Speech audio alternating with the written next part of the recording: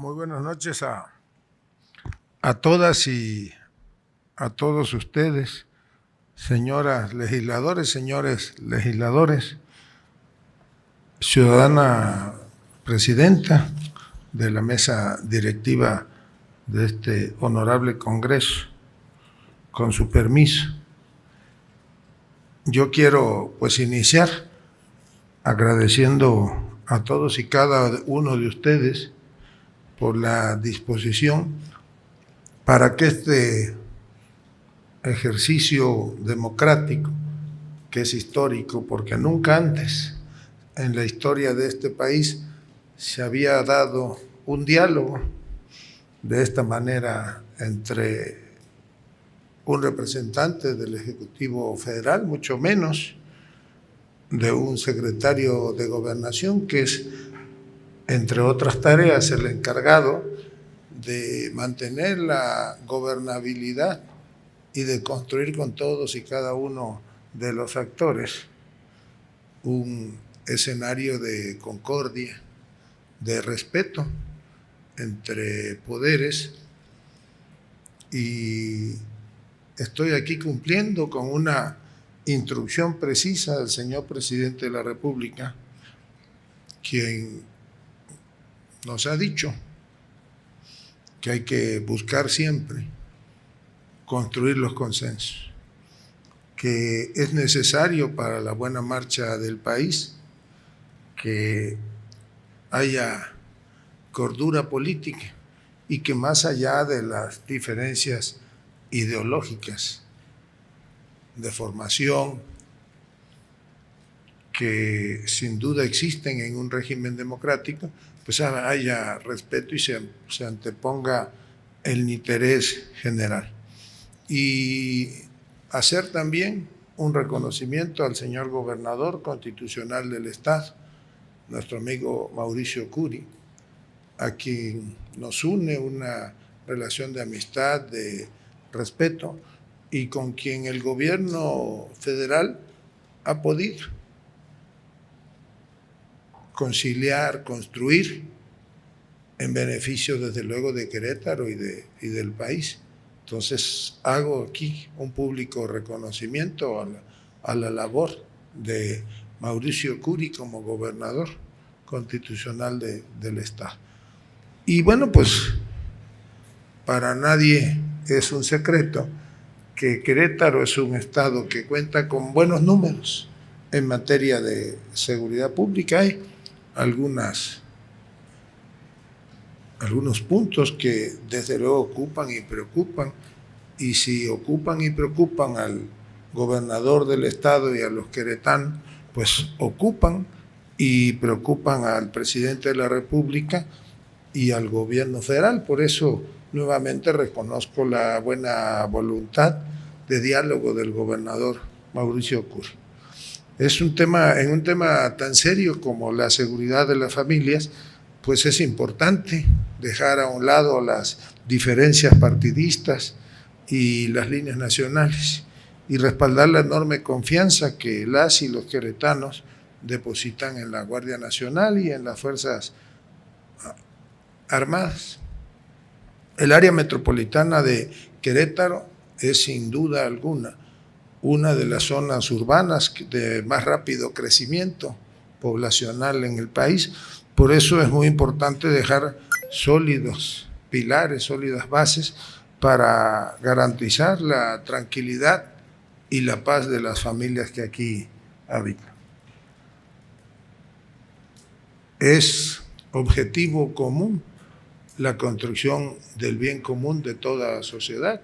Y digo que es objetivo común porque quienes tenemos tareas de responsabilidad o de representación, como es el caso de ustedes, de los presidentes municipales, de los gobernadores y del presidente de la República, pues debemos abonar todos los días en la búsqueda de ese bien común. Y hoy aprovecho para no nada más comentarles el contenido de una minuta de reforma constitucional, sino ir más allá, ir a analizar a profundidad cuál es la tarea de las Fuerzas Armadas en este momento y cómo podemos juntos abonar a la solución del enorme reto que representa garantizar la seguridad de las y los mexicanos, en las personas y bienes de los mexicanos. Finalmente, pues esa es la obligación constitucional.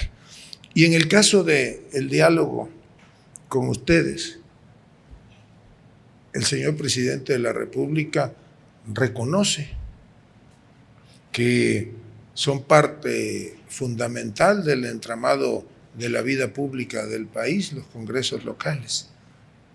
De hecho, pues en los congresos locales, junto con las dos cámaras que integran el Congreso de la Unión, integran lo que se conoce como constituyente permanente. Sin la participación, sin la aprobación de la mayoría de los congresos locales, pues no habría vida jurídica o no existirían las reformas constitucionales. En una etapa de la vida pública del país que afortunadamente ya quedó atrás, no se daban estos diálogos. Cuando había una reforma constitucional, si bien nos iba a quienes éramos legisladores locales, recibían una llamada avisándoles que se había reformado la Constitución y que les urgía saber qué Congreso la aprobaba primero, y no habían terminado de colgar la llamada y ya gritaban otros: ya se aprobó en Querétaro, ya se aprobó en Michoacán, ya se aprobó en tal. Pues eso tiene que cambiar. Como han quedado atrás viejas formas, como ha quedado atrás el abuso en el ejercicio del poder.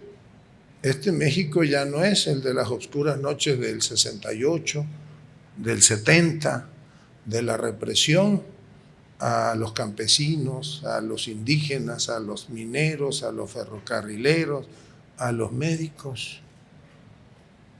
No es ya el del abuso del poder por el poder mismo. México ya cambió. Ahora nos ha costado construir esta etapa en la vida democrática del país. Hubo mucha represión. No había en ese pasado reciente ni siquiera la posibilidad de disentir del gobierno.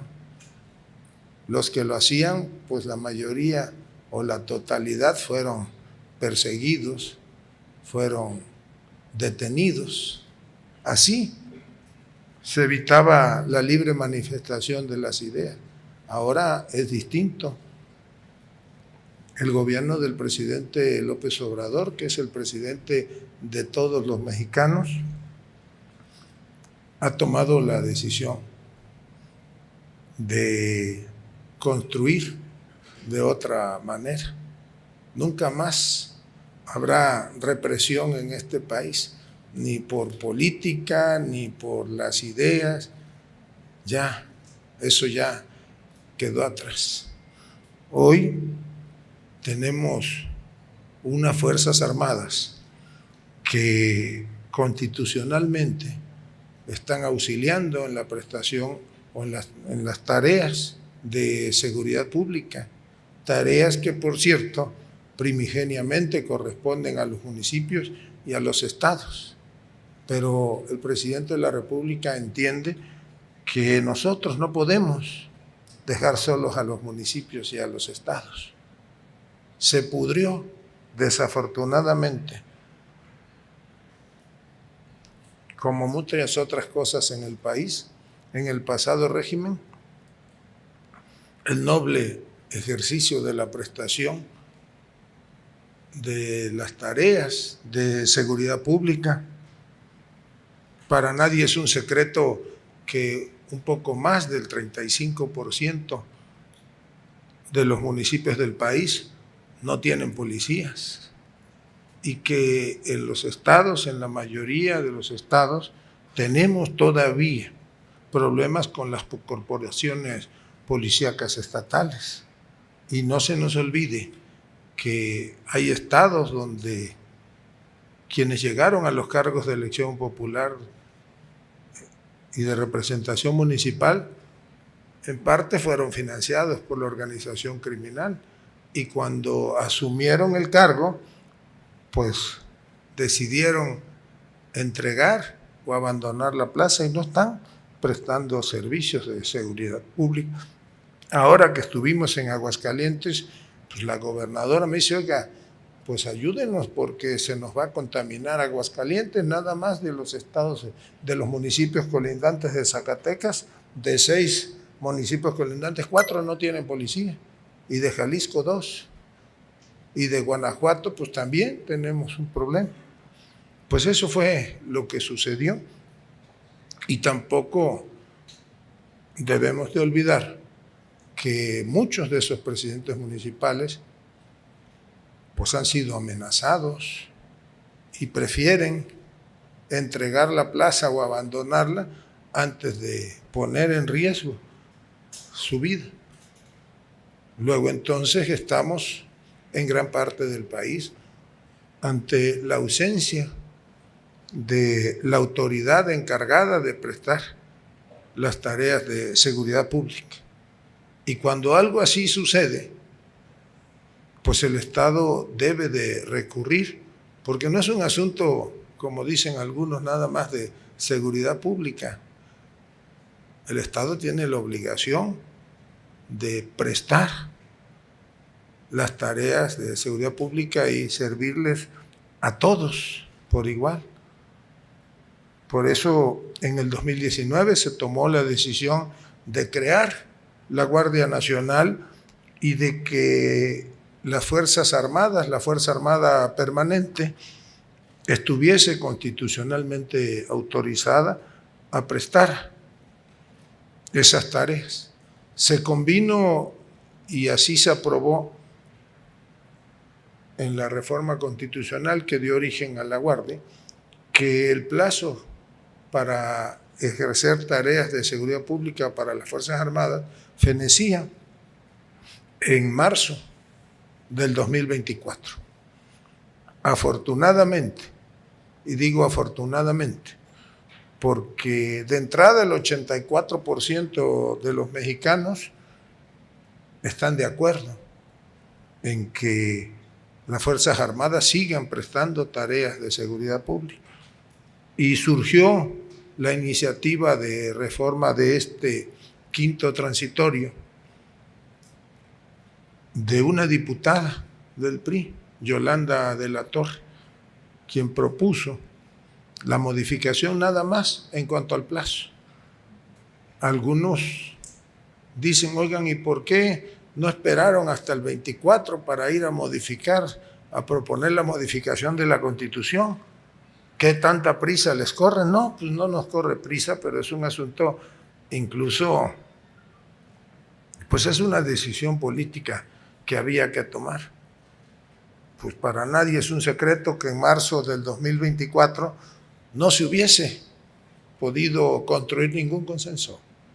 ¿Por qué? Pues porque en marzo del 2024 vamos a estar a prácticamente 3 meses de una elección por la que se van a renovar la totalidad del Congreso de la Unión, diputados y senadores, diputados federales y senadores, más del 60% de las legislaturas locales, un porcentaje casi igual de los cabildos en todo el país, 9 gubernaturas, y por si faltara poco, pues se va a elegir al próximo presidente de la República.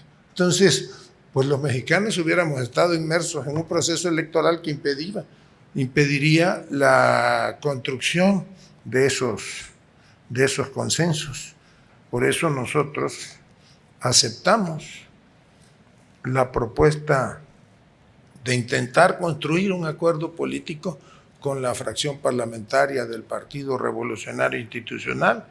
Intentamos construirlo con otras fracciones en el Congreso de la Unión, pero entendemos y respetamos su posición política y al final se obtuvo la aprobación de la ampliación del plazo de la Guardia Nacional y la mayoría constitucional con la fracción parlamentaria del PRI. Y una vez que se obtuvo en la Cámara de los Diputados, pasó a la Cámara de Senadores, donde hubo también que pues prácticamente iniciar de cero y construir un consenso con el Senado. Se obtuvo con la participación y el voto de 9 senadores del PRI y 2 senadores del PRD. ¿Cómo se obtuvo ese consenso? Pues aceptando que la iniciativa tendría que ser mejorada, tendría que ir a detallar cuál es la tarea de las Fuerzas Armadas. Lo que se consiguió, se le hizo una serie de adendas en la Cámara de Senadores y entre otras se incorporó la definición que la Suprema Corte de Justicia, tomando en consideración fallos incluso de la Comisión Interamericana de Derechos Humanos, la Suprema Corte detalló cómo debía de ser la participación de las Fuerzas Armadas en tareas de seguridad pública, debía de ser excepcional, regulada, fiscalizada, supervisada, puntualmente anotando la definición de cada uno de los parámetros. Y se le adicionó también por parte de los senadores un párrafo que es el que le da toda la constitucionalidad al actuar de la Fuerza Armada en tareas de seguridad pública. Dice más o menos el párrafo que la Fuerza Armada permanente deberá prestar o deberá llevar a cabo las tareas de seguridad pública con su propia organización y medios, quedando facultada o obligada a capacitarse en los términos del artículo 21 constitucional. ¿Y por qué les digo que es la constitucionalidad al actuar de las Fuerzas Armadas en tareas de seguridad pública? Porque ustedes saben que hay aceptaciones explícitas y aceptaciones o interpretaciones implícitas, y cuando los senadores aprueban este párrafo, pues están desde luego pensando en que ya ahora la Secretaría de la Defensa Nacional, en lugar de 2,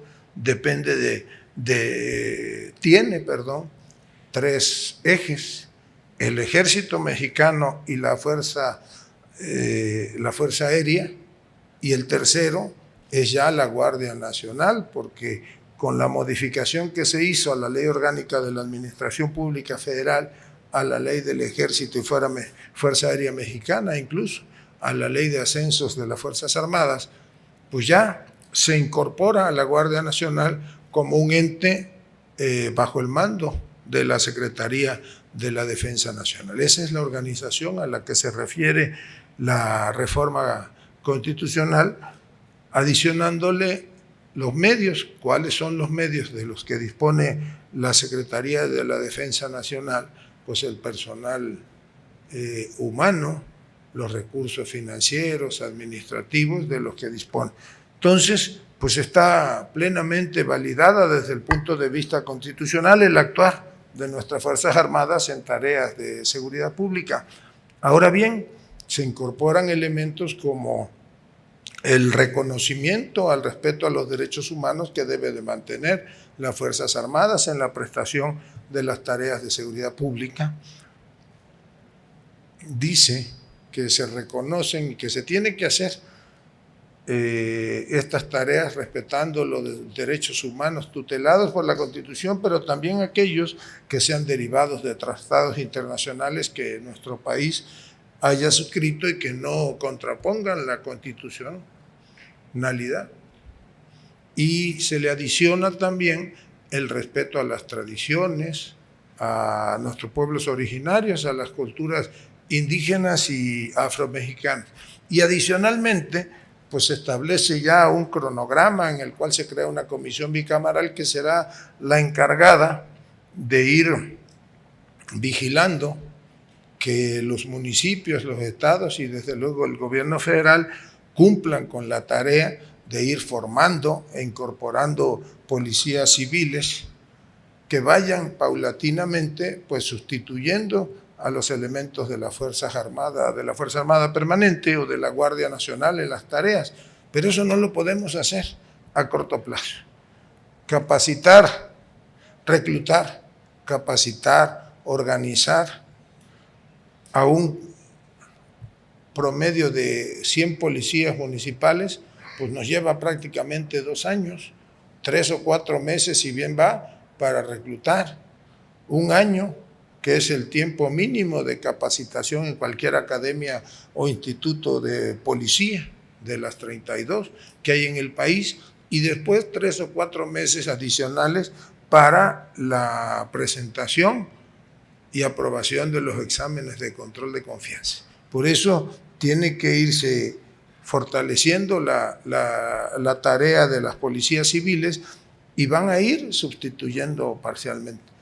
¿De dónde se van a obtener los recursos? Pues de un fondo que ya fue aprobado en Cámara de Diputados, que seguramente será aprobado por Cámara de Senadores, un fondo que se va a crear con el recurso que hoy está congelado o intervenido en cuentas bancarias que la Procuraduría Fiscal, la Unidad de Inteligencia Financiera y la Comisión Bancaria y de Valores han detectado cuentas vinculadas a la delincuencia organizada o que son producto de ese actuar, de secuestro, de extorsión, de narcotráfico, y que al día de hoy suman más o menos 27,000 millones de pesos que están allí congelados.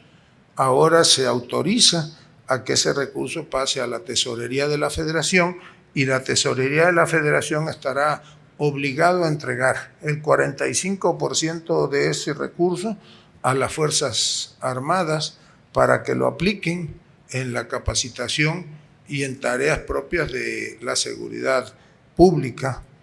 Eso es 45. 35% es directamente a los estados para que también lo apliquen en la formación y en las tareas de seguridad pública. Y el resto, el 20%, para los municipios, con la diferencia que ahora ya no se habla de los 50 municipios más violentos del país, sino de la totalidad de los municipios.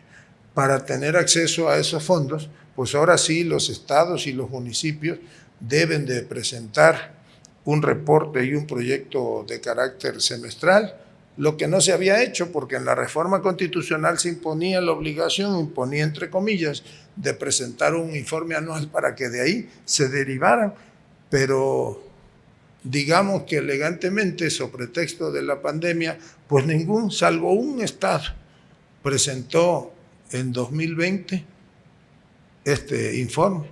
En 2021, 8 estados. Ahora debe de presentarse en diciembre y entendemos que será el último y que los 32 estados deben ya de presentarlo. Será pues el punto de partida para que este fondo pueda ser ya invertido en el porcentaje que hemos señalado en las tareas de seguridad pública. Básicamente, en términos generales, pues ese es el contenido de la reforma constitucional. Yo no nada más quise venir aquí con ustedes, lo hago, como les digo, cumpliendo una instrucción precisa del presidente de la República. Hace rato, porque me obsequiaron este libro que dice La Diputación Provincial de Querétaro, lo abrí y miren lo que un diputado de Nueva España en 1812, Miguel Guridi y Alcocer, dicen: yo tengo a los diputados provinciales por representantes del pueblo de su provincia, cuando hasta los regidores de los ayuntamientos se han visto como tales aún antes de ahora. Unos hombres que ha de elegir el pueblo y cuyas facultades les han de venir del pueblo o de las Cortes, que son la representación nacional y no del Poder Ejecutivo, son representación del pueblo. Y eso es lo que ustedes representan, los legisladores locales, pues es la representatividad más cercana al pueblo, en este caso la representatividad más cercana al pueblo de Querétaro. Son ustedes el punto de contacto más cercano con el ciudadano. Los diputados federales, desde luego, representan también al pueblo, y los senadores de la República pues representan a los estados de la Federación. La esencia del pacto federal es la existencia de una Cámara de Senadores donde están representados todos los estados integrantes de ese pacto federal. Y por eso venimos aquí a platicarlo con ustedes, a exhortarlos. Es momento de votar con la conciencia.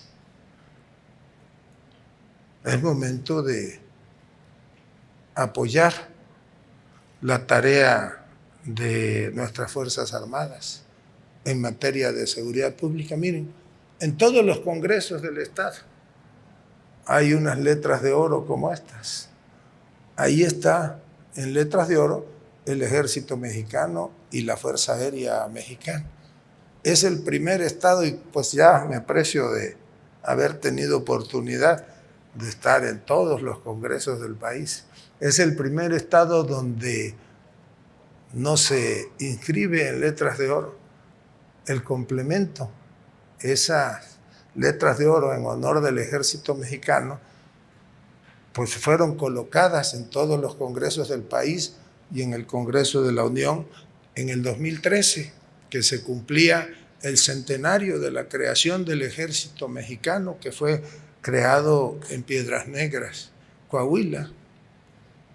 Y dice la leyenda, dice, Ejército Mexicano, lealtad y patriotismo por México. Aquí está incompleta, pero pues yo apelo a eso, a que reconozcamos la lealtad y el patriotismo de los integrantes del Ejército Mexicano. Ahora ya no es, esta es una tarde distinta, ya no es la mañana aquella del 6 de diciembre del año 2006, en la cual, de la manera más absurda, Felipe Calderón ordenó al Ejército Mexicano a que iniciara una guerra sobre pretexto de combatir al narcotráfico, y producto de esa absurda instrucción perdieron la vida muchos miles de integrantes de las Fuerzas Armadas, del Ejército Mexicano. Esa sí fue la verdadera, o un intento de militarización del país. Y digo intento porque finalmente terminaron quienes dieron esa instrucción, pues convirtiéndose en cómplices de ese crimen organizado que decían combatir. ¿Quién no recuerda, por ejemplo, el operativo Rápido y Furioso, en la cual convinieron con un Estado extranjero el que se iban a entregar armas sofisticadas con un chip de geolocalización muy sofisticado, y que con eso iban a poder actuar en contra de las organizaciones criminales? Pues cometieron un crimen de lesa humanidad, porque lo que hicieron fue venderle armas a las organizaciones criminales, y esas armas que debían de ser para enfrentar al crimen organizado terminaron en manos de ellos, y ahí perdieron la vida muchos, miles de integrantes de nuestras Fuerzas Armadas. Eso es un crimen de lesa humanidad que nunca más debe volver a suceder en este país, y por ello está detenido, y por otras cosas, en los Estados Unidos, Genaro García Luna, que era el número 2 de ese gobierno, y nosotros estamos seguros de que la justicia va a llegar, y quien tenga responsabilidades deba de pagarla, porque el número 2 de un gobierno pues nunca actúa de motu propio, siempre recibe instrucciones, y todavía nos va a alcanzar la vida para que quienes tienen las responsabilidades paguen por sus culpas. Entonces, pues eso es lo que definitivamente ya quedó atrás. Ahora el Ejército Mexicano pues es un ejército de paz, Desde el siglo pasado no hay una intervención del ejército mexicano en tareas, en ejercicios bélicos, ni hemos entrado en guerra con nuestros vecinos del norte, mucho menos con Guatemala o Belice. Este ejército mexicano ya no participa en acciones bélicas. La última, les decía, fue en el siglo pasado, cuando en la Segunda Guerra Mundial se enviaron a los integrantes del Escuadrón 201. Y este es un ejército formado, ordenado, pero que se ha encargado de garantizar la paz y la seguridad. Ya no es el ejército de, como lo dije, de las oscuras jornadas del 68 o del 70. Y estas Fuerzas Armadas, este ejército moderno del que dispone México, pues necesita de todos, necesita del apoyo de todos, porque garantizar la seguridad y la paz de los mexicanos no es nada más tarea de los gobiernos municipales, de los gobiernos estatales y del gobierno federal.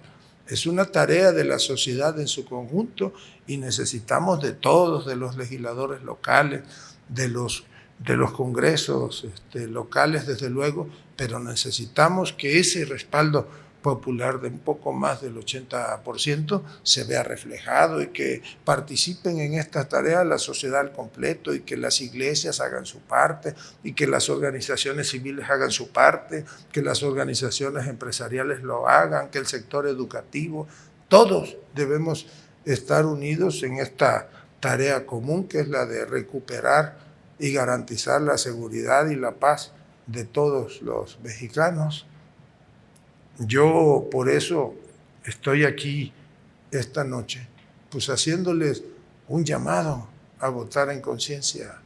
No sucede nada si se actúa y se vota con la conciencia, poniendo el interés de México. Ni les van a expulsar los dirigentes, ni van a perder nada. Al contrario, ya ese México de la línea del tapadismo, del abuso de poder, ya quedó atrás. En serio, y se los digo con todo respeto, hay que votar anteponiendo el supremo interés de la nación y de los mexicanos. La conciencia, pues la conciencia es la autoridad interna que, al igual que la historia, nos juzga. Y nos juzga irremediablemente. Y si votan con conciencia, pues seguramente la historia nos habrá de juzgar a todos de mejor manera. Es hora de votar pensando realmente en el país. Muchas gracias de verdad a todos ustedes por darme la oportunidad de estar aquí esta noche. Espero, porque este es un ejercicio democrático que ya llegó para quedarse, que muy pronto tengamos la oportunidad de estar aquí, pues presentándoles la reforma constitucional en materia electoral, que es la que el país requiere en estas épocas. No es una reforma, como algunos dicen, para desaparecer al INE. Es una reforma para fortalecer la vida democrática del país, para darle la razón a los mexicanos. Más del 70% de los mexicanos quieren que se reduzca el número de legisladores plurinominales. Más del 70% de los mexicanos quieren que no sean tan onerosos los procesos electorales. Más del 70% de los mexicanos apoyan el que haya una reducción en el número de los consejeros electorales y que estos puedan ya designarse de otra manera. Ya ese México de las cuotas de poder para los partidos, pues ya también, afortunadamente, ya cambió. Eso es parte de la transformación nacional. Termino pues reiterándoles el exhorto. Es con la conciencia y anteponiendo el interés superior. Y si lo hacemos así, pues seguramente la calificación de la historia, el juzgamiento de la historia para todos nosotros, pues será favorable. Muchas gracias de verdad a todas y a todos ustedes. Reitero la disposición del gobierno federal de trabajar en todos los rubros de manera coordinada con el gobierno del estado de Querétaro. Eso es lo menos que podemos hacer por el bienestar y por la paz de los queretanos y de los mexicanos. Muchas gracias a todas y a todos ustedes. Gobierno de México.